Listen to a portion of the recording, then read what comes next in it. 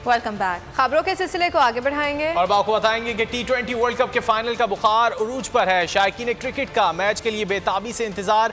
कहते हैं ट्रॉफी पाकिस्तान के नाम होगी। इसी हवाले से बात कर लेते हैं बोल न्यूज के नुमाइंदे काशान सिद्दीकी से। काशान, बताइए कराची के क्रिकेट शायकीन कितने पुरजोश हैं आज के मैच के हवाले से?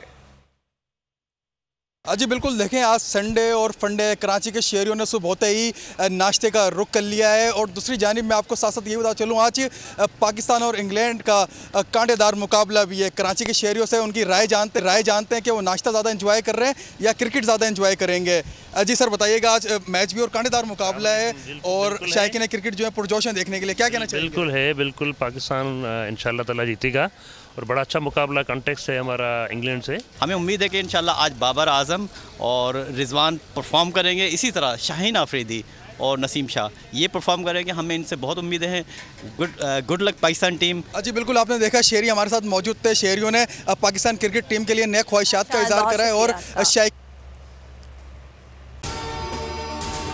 अगर आपको ये वीडियो पसंद आए तो लाइक पर क्लिक करें।